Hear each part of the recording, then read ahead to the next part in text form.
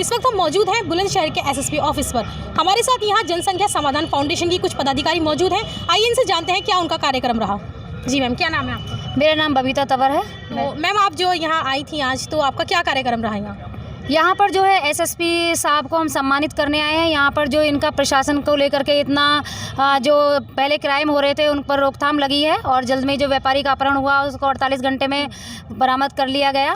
तो इसको लेकर हमने इन्हें सम्मानित किया है। बहुत अच्छा कार्य करा है, सारा सराहनीय कार्य किया है, जिसके लिए उन्हें हमने आज सम्मानित किया है जनसंख्या समाधान फाउंडेशन की तरफ से। तो मैम, आपका जो ये फाउंडेशन है ये किस तरह के कार्य करता है? देखिए, वैसे तो ये सामाजिक कार्य करता है, सारा देश हित में है। और फिलहाल जो हमारा चल रहा है ये बढ़ती हुई जनसंख्या पर, जो बढ़ती हुई आबादी है उस पर रोकथाम के लिए, और हमारी ये लगातार प्रयास ये रहा है कि 2021 के लास्ट तक ये बिल हमारे देश में आ जाए।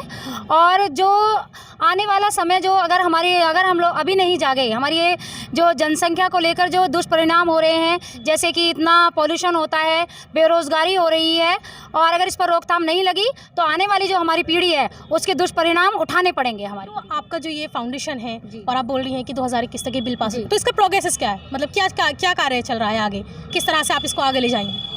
ये हमारे महिलाओं के बहुत सारे ग्रुप बने हुए हैं।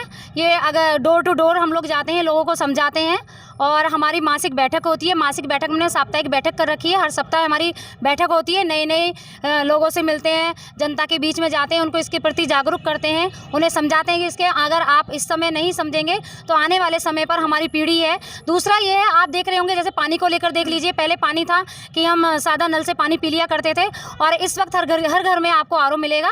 तो ये सब उसी का दुष्परिणाम है। जितनी ज़्यादा जनसंख्या बढ़ेगी उतना ही पॉल्यूशन बढ़ रहा है। इससे पहले आप किसी और फाउंडेशन में थी, किसी और संस्था को आप चला रही थी, बट आपने अब ये चेंज कर दिया, तो इस बारे में क्या कहना चाहिए? जी, इससे पहले मैं शिवसेना में थी, और कहते हैं शिव जी हमारे दिल में रहते हैं, हम तो शिव के सैनिक हैं। और जो उनके वहाँ राणा जी हैं, विजय गुप्ता जी हैं, वो मेरे आदरणीय हैं, और वो हमेशा मेरे आदरणीय रहेंगे। ऐसा नहीं है कि मैंने उन्हें छोड़ दिया है, होता रहता है समय समय पर, ऐसा नहीं है, वो मेरे साथ थे, हैं और रहेंगे आशीर्वाद के रूप में। कितना समय हो चुका है आपने जो ये फाउंडेशन बनाया, इसको कितना समय हो चुका है? देखिए, वैसे तो ये 7 साल से लगातार कार्य कर रहा है, लेकिन बुलंदशहर में जो है ये अभी रिसेंटली हमारा पिछले लास्ट मंथ से शुरू हुआ है।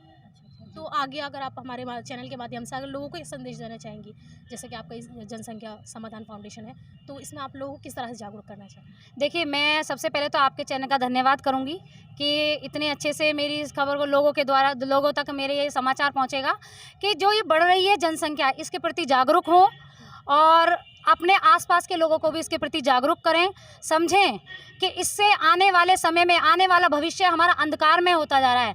अगर हम इसके प्रति नहीं जागरूक होंगे तो हो सकता है कि जो आज हमारे पास में हमारे उपयोग की चीज़ें हैं वो भी हमारे पास नहीं होंगी। जो हमारे आप स्कूल में देख सकते हैं, जो स्कूल में जगह नहीं है, बच्चों को पढ़ने के लिए सीट नहीं है, हम अच्छी उनको शिक्षा नहीं दिलवा सकते हैं। तो इस बढ़ती हुई जनसंख्या पर हमें रोकथाम लगानी पड़ेगी और किसी ना किसी को कदम आगे बढ़ाना पड़ेगा। आज मेरे साथ ये मेरी बहनें हैं, और ये मेरी बहनें भी बहुत मेहनत कर रही हैं, लोगों के बीच में जाती हैं, उनको समझाती हैं, और ऐसा नहीं है कि लोग जागरूक नहीं हो रहे हैं। कितने लोग इस संगठन में आपके साथ कार्य कर रहे हैं? बुलंदशहर से ही मैं उठा करके देखूं तो करीब 2000 के करीब मेरे साथ मेरी बहनें हैं जो इससे साथ लगातार कार्य कर रही हैं।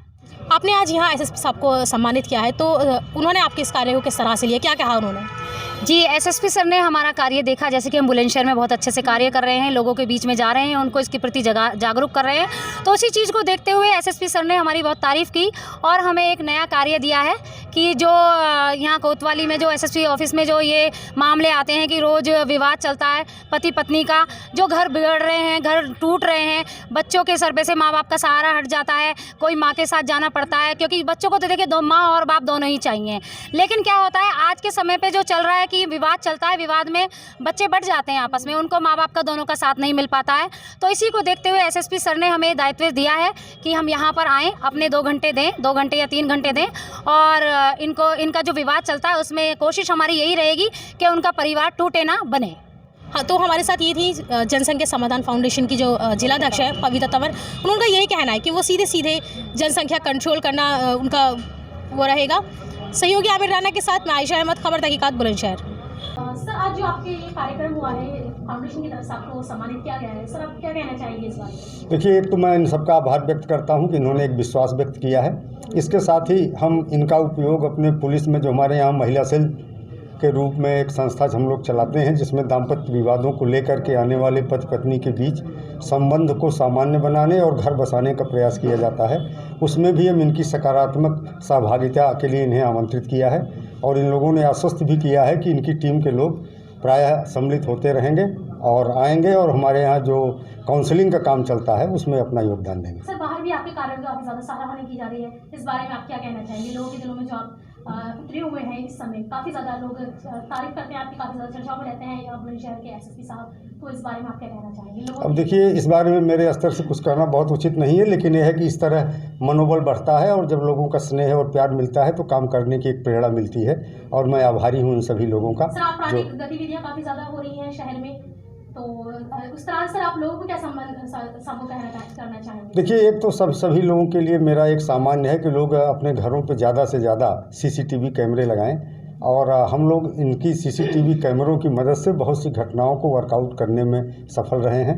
अभी एक व्यापारी का अपहरण हुआ था और केवल सीसीटीवी कैमरों की मदद से मात्र 40 घंटे में हम लोगों ने अपहृत को बरामद किया और मुलजिमों को गिरफ्तार किया। सर, फिर भी लोगों के बीच में एक भ्रांति बनी रहती है पुलिस के लिए कि पुलिस अपना कार्य अच्छे से नहीं कर पाती है, लेकिन बहुत सी जगह देखा जाता है कि पुलिस ने बहुत अच्छे कार्य किया है। फिलहाल जो कार्य चल रहा है, फिर भी लोगों के बीच में कहीं ना कहीं पुलिस को लेकर एक बना रहता है, भ्रम सा बना रहता है कि पुलिस अपना कार्य सही नहीं कर पा रही है। सर, उस तरह से आप लोगों को देखिए, हम पुलिस और पब्लिक के बीच की दूरी को मिनिमम करने का प्रयास करते हैं और लगातार प्रयास कर रहे हैं कि लोगों का पुलिस में विश्वास पैदा हो, क्योंकि पुलिस संस्था ही लोगों को कुछ न करने के लिए बनाई गई है। तो जो पुलिस का रोल है वो कोई न कोई उससे प्रभावित होता है। जो आदमी जिसको कोई समस्या नहीं है उसको पुलिस के पास जाने की ज़रूरत नहीं है, तो या तो अपराधी से हमारा पाला पड़ता है या पीड़ित से पड़ता है। तो एक पक्ष तो हमेशा पुलिस से दुखी रहता है, लेकिन हमारी कोशिश यही है कि जो पीड़ित है उसे न्याय दिलाने में हम समर्थ रहें, उसका विश्वास अर्जित कर सकें, जिसके लिए पुलिस की स्थापना की गई है।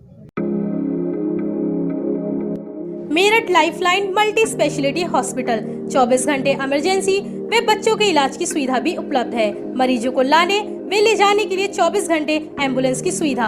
हमारा पता है मुस्लिम इंटर कॉलेज, लल्ला बाबू रोड, बुलंदशहर।